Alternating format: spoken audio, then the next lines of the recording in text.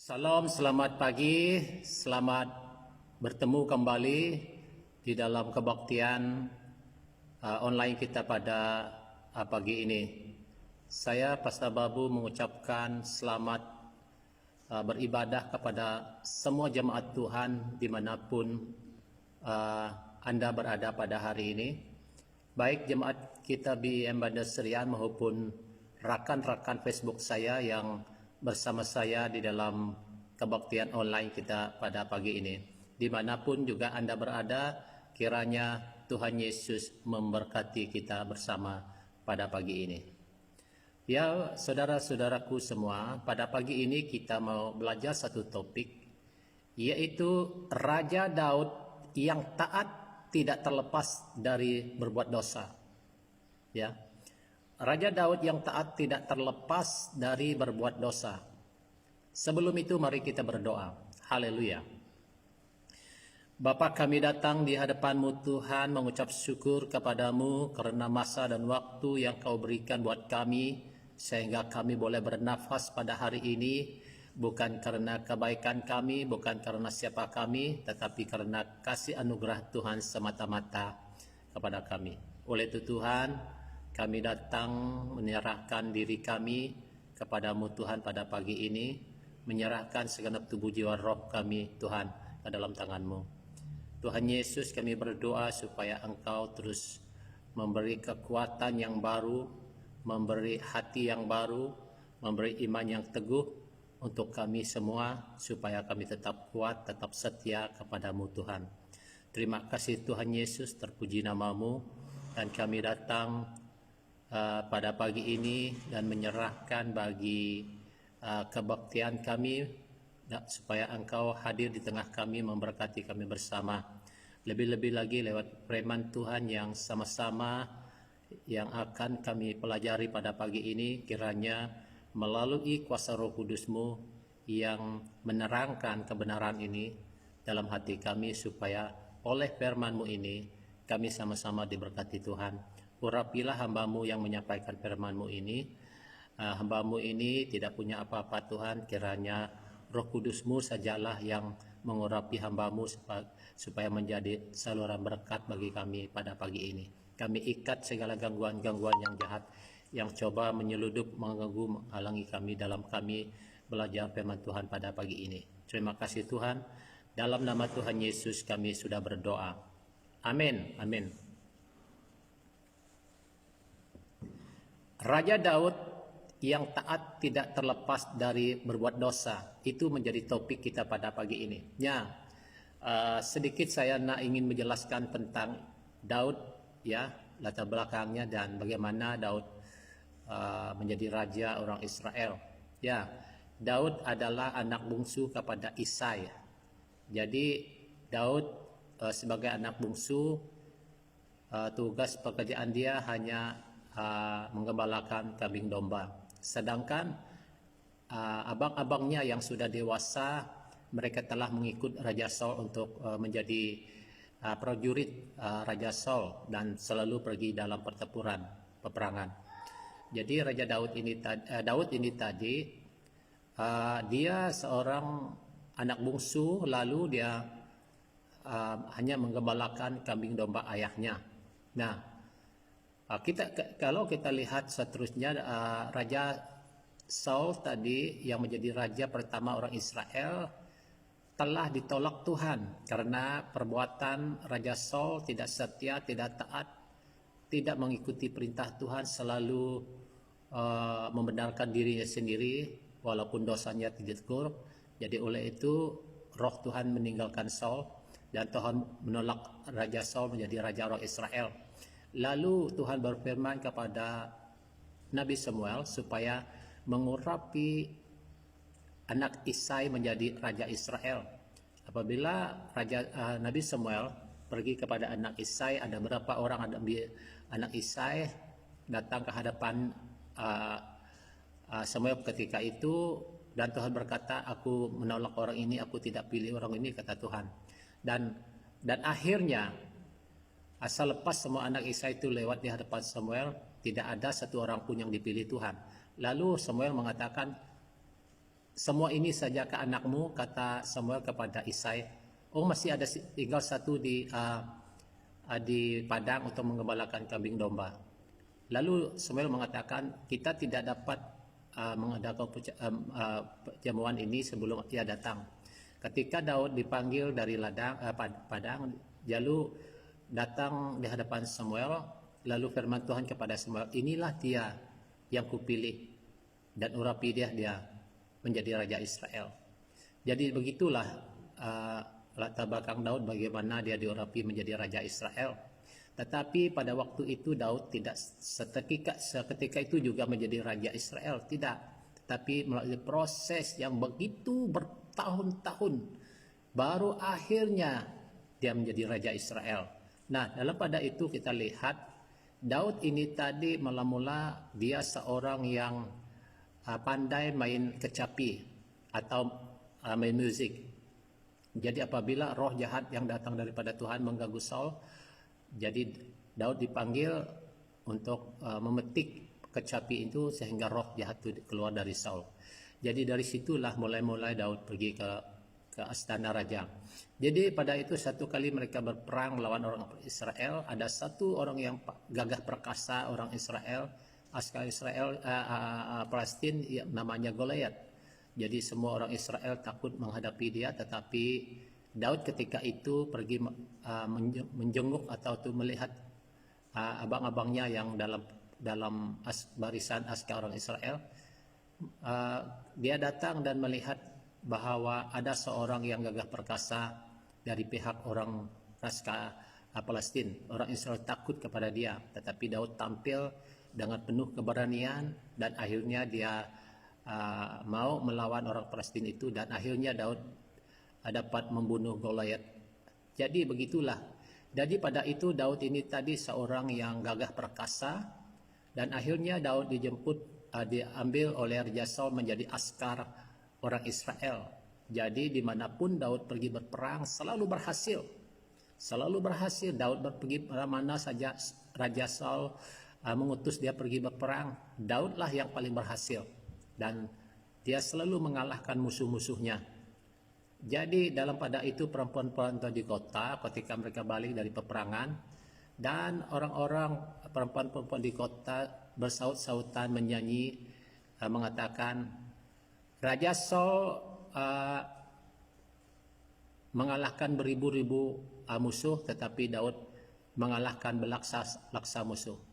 Nah, ketika Raja Saul mendengar itu, dia sakit hati, pedih hati, dan dari situlah dia membenci kepada Daud. Dalam pikirnya nanti satu hari nanti dia akan menjadi raja. Jadi oleh itu Raja Saul tidak senang dengan kata-kata itu tadi, dan mulai dari situ dia membenci Raja Daud. Jadi oleh itu Raja Saul berusaha untuk membunuh Daud tadi, dan akhirnya Daud terpaksa meninggalkan istana dan meninggalkan Israel untuk menggembara. Dan ada beberapa orang-orang yang lari daripada hutang, daripada orang sakit hati, berbagai orang-orang yang remuk hatinya bergabung dengan Daud, dan akhirnya menjadi satu kumpulan yang besar sampai 600 orang bergabung dengan Daud. Dan Raja Saul berusaha untuk membunuh dia 3 kali. Selagi Daud masih hidup, Raja Saul tidak akan berhenti memburu dia. Tetapi Tuhan melepaskan dia daripada tangan Raja Saul tadi. Jadi kita lihat Raja Daud ini betapa jerih payah hidupnya, tantangan hidup yang hadapi, menggembara di padang gurun, tetapi masih belum jadi raja. Menggembara di padang gurun, lari daripada Saul, berawan dengan musuh. Dan Daud adalah seorang yang paling setia. Dia selalu bertanya kepada Tuhan, Tuhan, apakah saya boleh pergi melawan orang Palestina? Akan kau berikah mereka ke dalam tanganku? Apakah aku, kata Daud, pergilah, kata Tuhan. Dia pergi berperang, dan jadi walaupun dia membawa kumpulan yang kecil ataupun askar yang kecil, tetapi dia tetap menang karena Tuhan menyertai dia. Jadi di situ kita lihat kesetiaan Daud begitu sungguh-sungguh kepada Tuhan, ya. Tetapi saudara-saudara, sungguh pun demikian, Raja Daud selepas itu kita lihat dan akhir daripada cerita Daud, dan Daud menjadi raja Israel, ya. Jadi saya singkatkan cerita, Daud menjadi raja Israel di Hebron untuk raja untuk orang Yahuda. Selepas itu baru dia menjadi raja untuk seluruh orang Israel. Jadi kita lihat, dan Daud telah melalui proses yang begitu lama sekali, bertahun-tahun selepas dia diurapi menjadi raja, mungkin berpuluh tahun, mungkin baru dia menjadi raja Israel. Jadi prosesnya begitu lama, saudara. Baru dia menjadi raja Israel. Ketika dia menjadi raja Israel, Daud yang setia, Daud menjadi yang berkenan di hati Tuhan tadi, yang begitu setia kepada Tuhan. Saudara-saudara, kita ingat bahwa Daud tidak terlepas dari berbuat dosa. Jadi ini menunjukkan bahwa kita, orang yang taat setia pun boleh saja jatuh ke dalam dosa. Jadi sekarang kita mau melihat bagaimana Daud jatuh dalam dosa, dalam bentuk apa? Apa yang menyebabkan dia berbuat dosa? Jadi itulah yang kita mau belajar dari Daud. Dia adalah seorang raja yang setia, seorang yang taat kepada Tuhan, mengasihi Tuhan, setia kepada Tuhan, tetapi masih lagi dia jatuh ke dalam dosa. Ya. Jadi yang pertama kita lihat dalam kisah Daud, yaitu yang pertama, apa yang menyebabkan dia jatuh dalam dosa dan bagaimana dosanya ditegur dan bagaimana pertobatan Daud. Itu yang kita mau lihat pada pagi ini. Jadi yang pertama, Daud berzinah dengan Batseba. Kita baca dalam 2 Samuel pasal 11 ayat 2 hingga 5 yang berbunyi demikian. 2 Samuel pasal 11 ayat 2 hingga 5. Sekali peristiwa pada waktu petang ketika Daud bangun dari tempat pembaringannya, lalu berjalan-jalan di atas soto istana, tampak kepadanya dari atas soto itu seorang perempuan sedang mandi. Perempuan itu elok rupanya. Lalu Daud menyuruh orang bertanya tentang perempuan itu, dan orang berkata itu adalah Batseba binti Eliam, istri Uria orang Het itu. Sesudah itu Daud menyuruh orang mengambil dia. Perempuan itu datang kepadanya, lalu Daud tidur dengan dia. Perempuan itu baru selesai membersihkan diri dari kenajisannya. Kemudian pulanglah perempuan itu ke rumahnya. Lalu mengandunglah perempuan itu dan disuruhnya orang memberitahu kepada Daud demikian, aku mengandung. Nah, kita lihat dalam kisah ini tadi, yang membuat Daud jatuh dalam dosa adalah dari segi keinginannya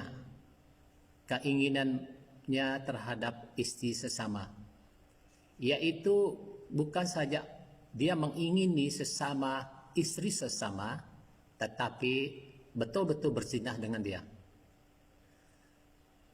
Jadi kalau kita lihat dalam hukum pada waktu itu, janganlah kamu mengingini istri sesamamu, kata firman Tuhan. Tetapi ini Daud kita lihat, dia mengingini istri sesama.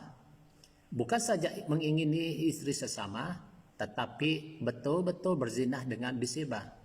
Sementara suaminya Uria tadi sedang dalam pertempuran, sedang dalam peperangan. Jadi inilah perbuatan Daud yang jahat di mata Tuhan, saudara-saudara.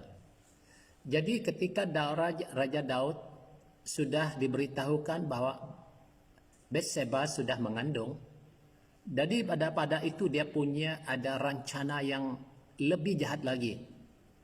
Bagaimana dia mau menutupi kesalahannya tadi.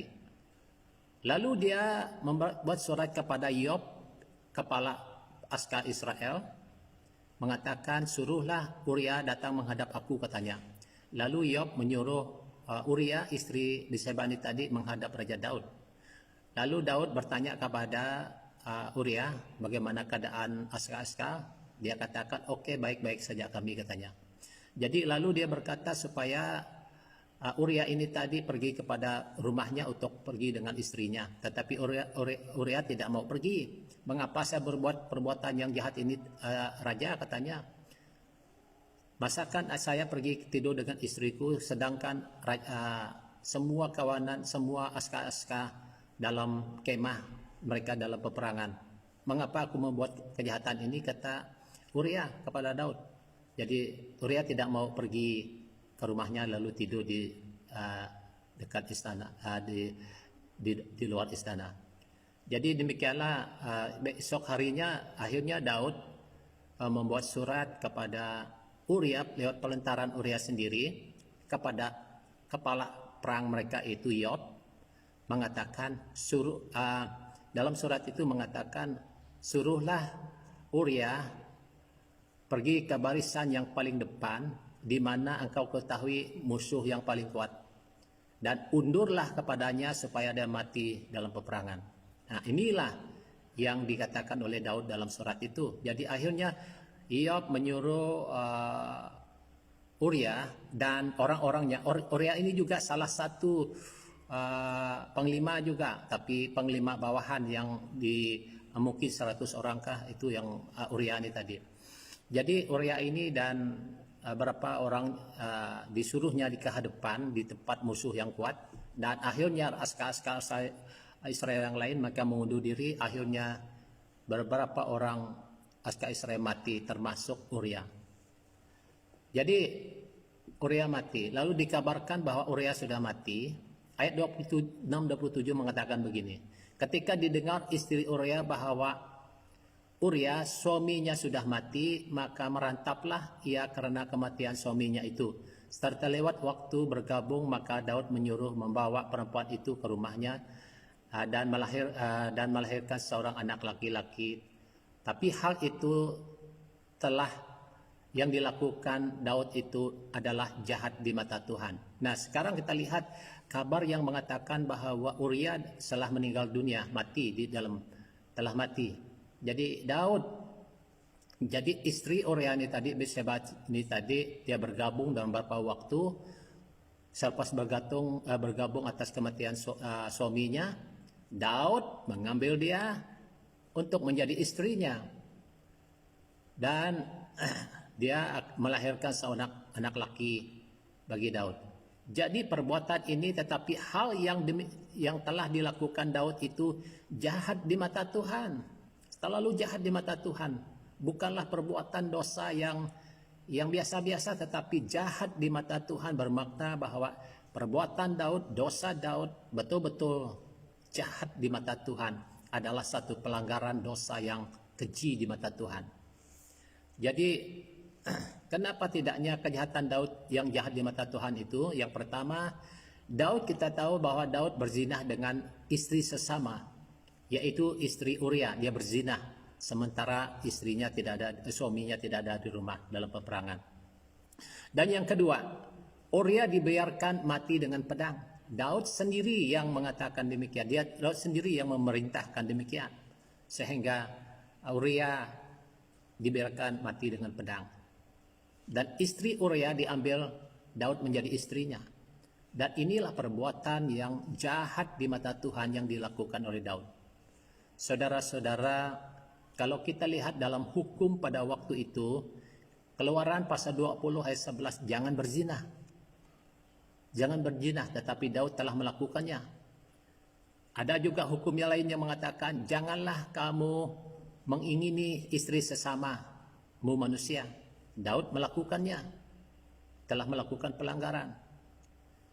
Dan kita lihat juga Imamat 20 ayat 10. Bila seorang laki-laki berzinah dengan istri orang lain, yakni berzinah dengan istri sesamanya manusia, pastilah keduanya dihukum mati, baik laki-laki maupun perempuan yang berzinah itu. Nah, kalau menurut hukum pada waktu itu, kalau ada seseorang laki-laki berzinah dengan seorang perempuan yang masih ada suaminya, berzinah dengan istri sesama waktu itu, keduanya akan dihukum mati, baik laki-laki maupun perempuan itu dihukum mati. Itu hukum yang ada pada waktu itu. Jadi sebenarnya hukum ini sepatutnya berlaku oleh Daud kepada Daud. Tetapi kita lihat apa yang terjadi seterusnya. Bagaimana dosa Daud ditegur. Tapi sebelum itu hukuman itu dilaksanakan, dosa Daud itu harus ditegur terlebih dahulu. Sama ada apa responnya terhadap teguran. Maka itu yang kita mau lihat. Dosa Daud yang kedua, poin yang kedua, dosa Daud ditegur oleh Nabi Nathan. Samuel pasal 12 ayat 1 hingga 4 yang berbunyi demikian. Tuhan mengutus Nathan kepada Daud berkata kepadanya, ada dua orang dalam suatu kota, yang seorang kaya dan yang lain miskin. Si kaya mempunyai sangat banyak kambing domba dan lembu sapi. Si miskin tidak mempunyai apa-apa selain dari seekor anak domba betina yang kecil, yang dibeli dan dipeliharanya. Anak domba itu menjadi besar padanya bersama-sama dengan anak-anaknya, makan dari suapnya dan minum dari pialanya dan tidur di pangkuannya, seperti seorang anak perempuan baginya. Pada suatu waktu, orang kaya itu mendapat tamu dan ia merasa sayang mengambil seekor dari kambing dombanya atau kelembunya untuk memasaknya bagi penggembala yang datang kepadanya itu. Jadi ia mengambil anak domba betina kepunyaan si miskin itu dan memasaknya bagi orang yang datang kepadanya. Jadi saudara-saudara, cara Tuhan menegur Daud adalah dalam perumpamaan.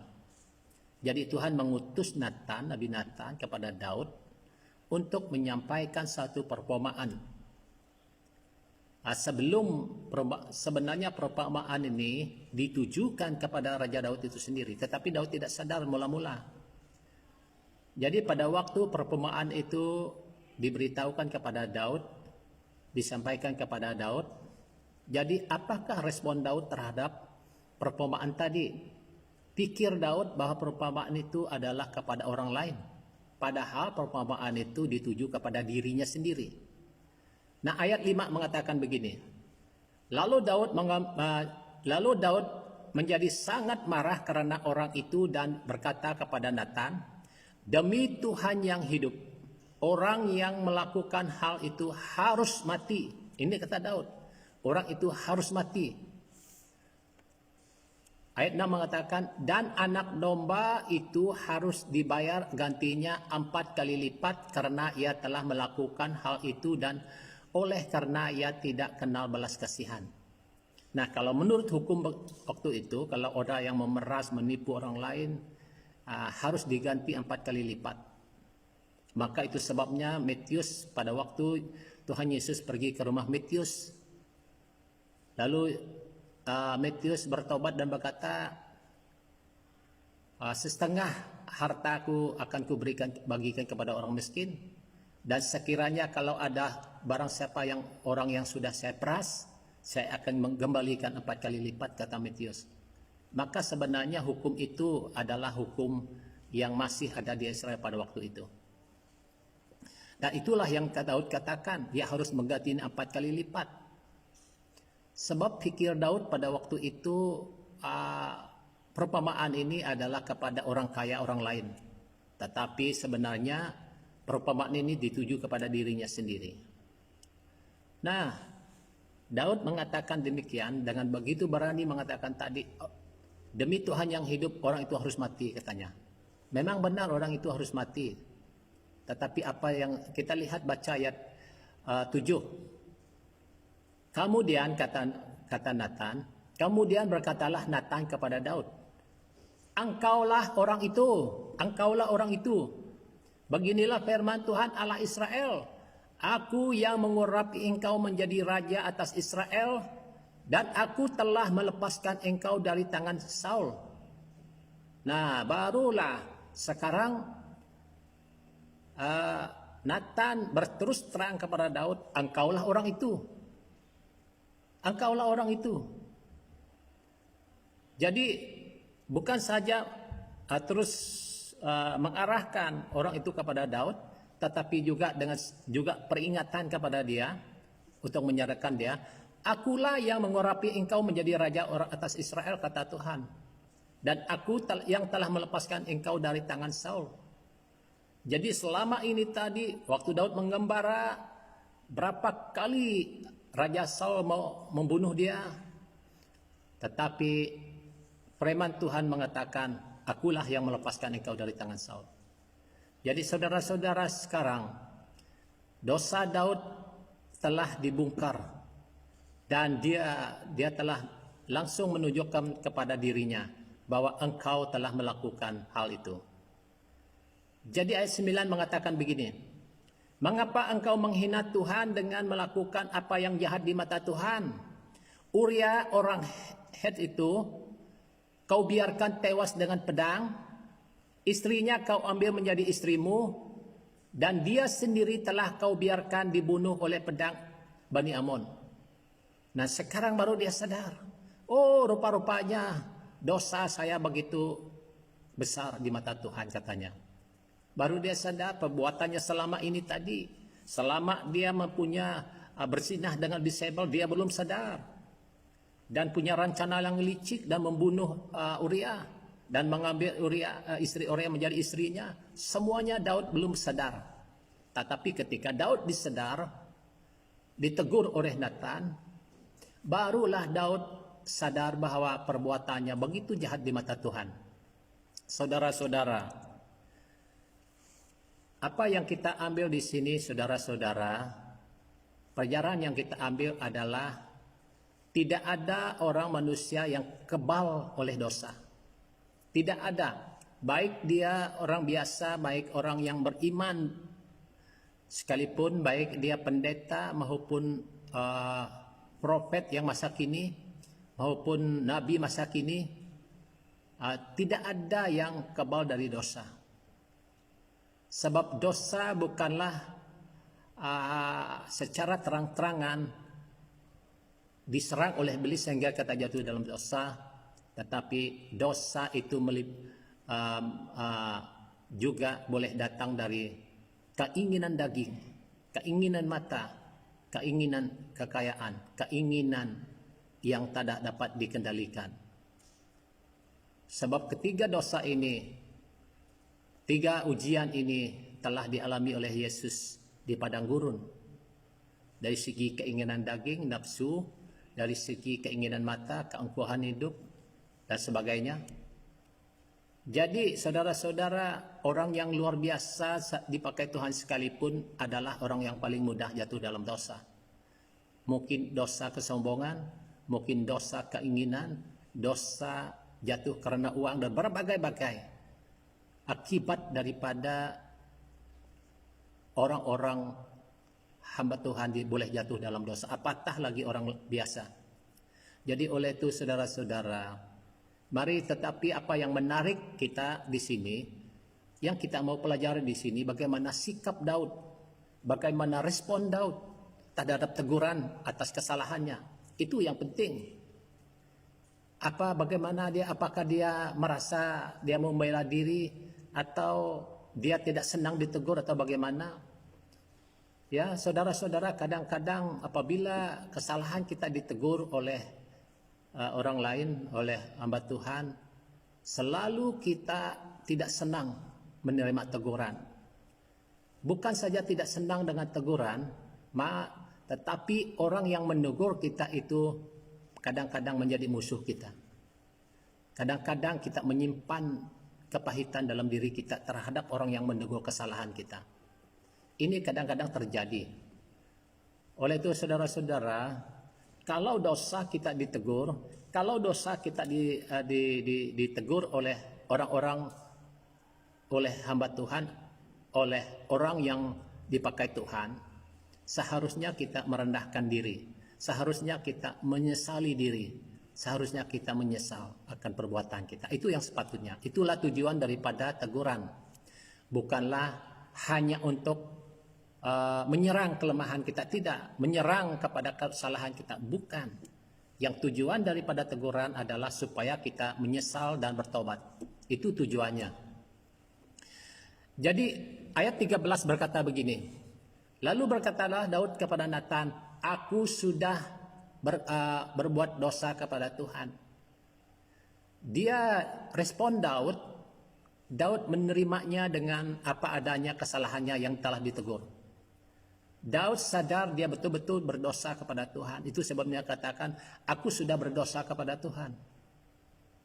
Jadi saudara-saudara, apakah kita sadar, apakah kita bertobat, apakah kita sungguh-sungguh sadar? Apabila kita ditegur kesalahan kita, dosa kita, apakah kita sanggup menerimanya? Atau apakah kita menyelidiki diri dan bertobat seperti Daud? Nah, apa yang dikatakan terus ayat ini mengatakan, dan Nathan berkata kepada Daud, Tuhan telah menjauhkan dosa itu dari itu dan engkau tidak akan mati. Tuhan telah menjauhkan dosa itu dan engkau tidak akan mati.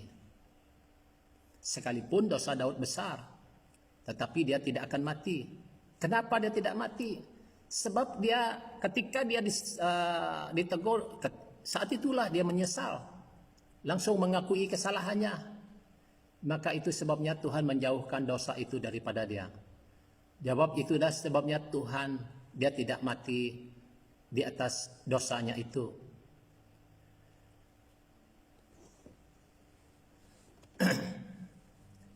Dikatakan ayat seterusnya dikatakan begini, walaupun demikian, karena engkau dengan perbuatan ini telah sangat menista Tuhan, pastilah anak yang lahir bagimu itu akan mati. Jadi Daud sendiri tidak mati akibat dosanya, tetapi akibat dosa Daud, anak perzinahan itu tadi, anak hasil perzinahan itu tadi mesti mati. Nah, kalau kita lihat sambung ayat ini seterusnya, ayat 19 mengatakan anak hasil perzinahan itu betul-betul mati. Walaupun Daud berpuasa, berdoa, menangis untuk kesembuhan anak itu. Kalau kita lihat ayat seterusnya 18, 15, 16, 17, 18 mengatakan Daud berpuasa sepanjang hari, seminggu. Dia pakai gabung, dia menangis, dia berdoa untuk kesembuhan anak itu. Namun akhirnya mati juga anak itu. Sebab anak itu adalah anak hasil perzinahan Daud. Jadi saudara-saudara, sungguh pun demikian, Tuhan menghargai pertobatan Daud yang luar biasa. Tuhan berkenan di hati Daud, berkenan di hati Tuhan. Karena dia betul-betul menyesal akan dosanya, bertobat. Pertobatan Daud bukanlah pertobatan yang biasa-biasa, tetapi pertobatan yang luar biasa. Nah, yang ketiga, poin yang ketiga, Daud bertobat dengan sungguh-sungguh. Daud bertobat dengan sungguh-sungguh. Saya nak baca dalam Mazmur 51. Kalau kita lihat dalam Mazmur 51, pengakuan dosa, tentang pengakuan dosa.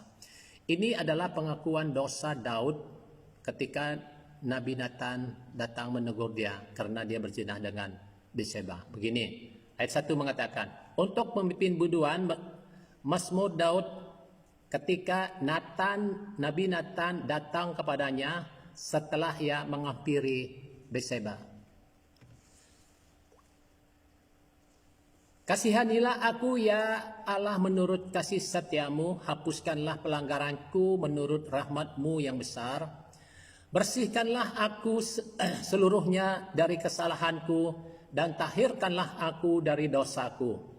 Sebab aku sendiri sadar akan pelanggaranku, aku senantiasa bergumul dengan dosaku. Terhadap engkau sajalah aku telah berdosa. Dan melakukan apa yang kau anggap jahat, supaya ternyata engkau adil dalam keputusanmu, bersih dalam penghukumanmu. Kita lompat ayat 7. Bersihkanlah aku daripada dosaku dan isop, maka aku menjadi tahir. Basuhlah aku, maka aku menjadi lebih putih dari salju. Ayat 9.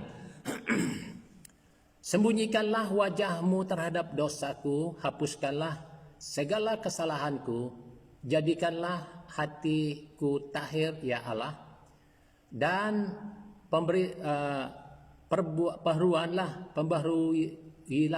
batinku dan roh yang dengan roh yang teguh.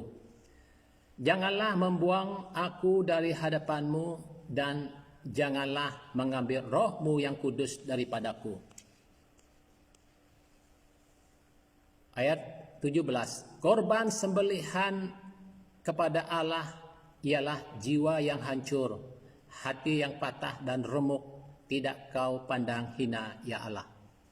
Saudara-saudara, dalam pemazmur ini tadi, kalau kita lihat seluruh pasal 51 mengungkapkan bagaimana Daud bertobat. Pertobatannya bukanlah pertobatan, oh saya menyesal. Tidak cukup menyesal saja, tidak cukup mengaku dosa saja, tetapi dalam doanya membuktikan Daud sungguh-sungguh bertobat dengan bertobat satu pertobatan yang sungguh-sungguh. Dikatakan ayat seperti mata dikatakan tadi, ayat 11 tadi, janganlah membuang aku dari hadapanmu, janganlah mengambil rohmu yang kudus daripadaku. Apa maksudnya mengambil rohmu yang kudus daripadaku? Jangan roh Tuhan meninggalkan dia. Nah, seperti kalau kita lihat Raja Saul, ketika dosanya ditegur, ketika kesalahannya ditegur, oh saya buat begini, beginilah, begitulah alasannya. Dia berusaha untuk mendiri kebenarannya sendiri, selalu membenarkan dirinya sendiri. Oh saya buat begini, beginilah alasannya, begitulah tujuannya katanya. Itu sebabnya roh Tuhan meninggalkan Raja Saul, dan roh jahat yang menggantikan roh Tuhan mengganggu dia.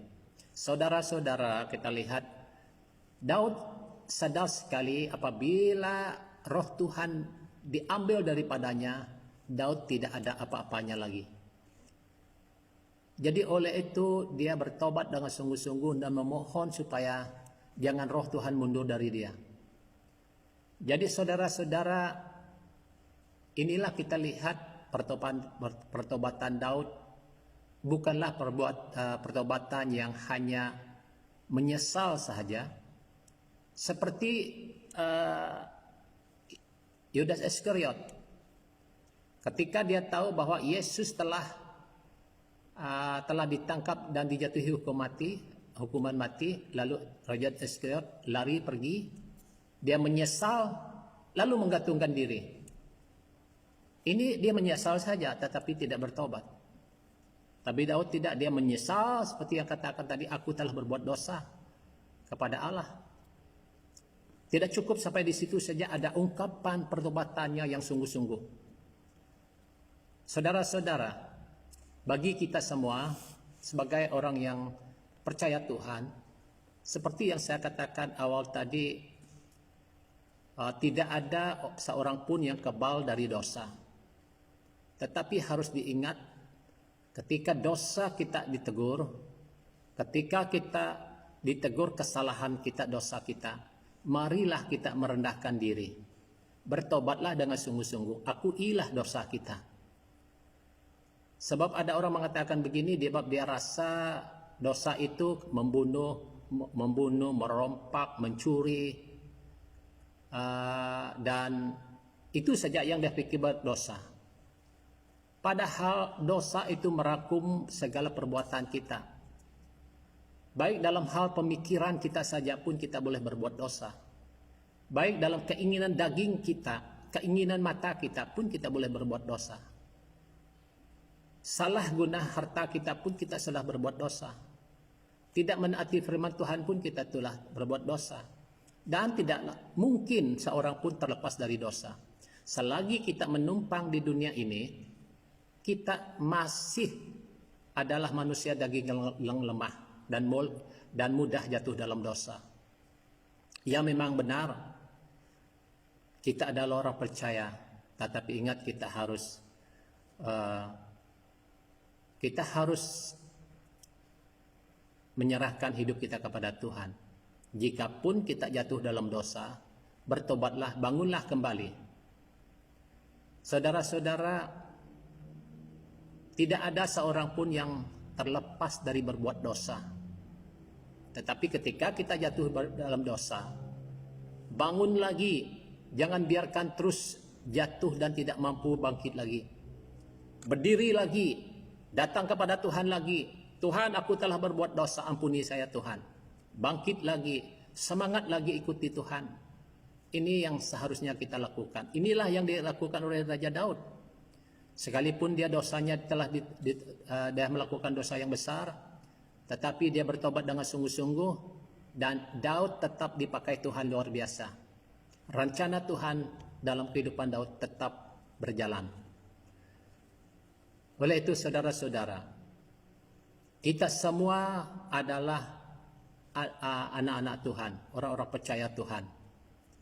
Tetapi harus kita menyelidiki diri, terus bertobat, dan menyerahkan hidup kita setiap hari kepada Tuhan. Kalau kita lihat dalam Kisah Para Rasul pasal 3 ayat 19. Karena itu sadarlah, bertobatlah supaya dosamu dihapuskan. Hanya kita sadar dan bertobat sajalah dosa kita dihapuskan. Ya, mungkin kita berpikir saya sudah terima Yesus, saya sudah menjadi anak Tuhan, saya sudah setia kepada Tuhan. Apa lagi saya mau bertobatkan? Tak perlu lagi saya bertobat. Janganlah kita berpikir demikian. Haruslah kita datang di hadapan Tuhan. Mungkin ada dosa-dosa yang kita tidak sadar dalam hidup kita yang kita lakukan. Kita berpikir itu adalah hal-hal yang sepele, hal-hal yang kecil. Lalu kita berpikir tidak perlu bertobat untuk itu. Saudara-saudara, ingatlah, segala dosa adalah jahat di mata Tuhan. Maka itu sebabnya kita datang di hadapan Tuhan. Tuhan, ampuni saya atas segala dosa saya. Mampukan saya, berilah kekuatan bagi saya, supaya saya tidak mengulangi dosa saya lagi. Saya tidak melakukan pelanggaran lagi. Ya saudara-saudara, itu seharusnya yang kita buat. Jadi oleh itu saudara-saudara, pada hari ini kita telah belajar daripada Raja Daud. Bagaimana dia menjadi raja yang dipanggil Tuhan, diurapi Tuhan menjadi raja. Dia adalah raja yang taat, raja yang setia, tetapi juga masih jatuh dalam dosa. Tetapi apabila dosanya ditegur, dia bertobat, dia menyesal, bukan menyesal biasa-biasa, tetapi pertobatan yang sungguh-sungguh menunjukkan bahwa dia sadar akan kesalahannya itu. Jadi begitulah sikap hati kita juga. Sebagai orang percaya, mari kita datang di hadapan Tuhan. Mari kita datang mengakui siapa kita di hadapan Tuhan.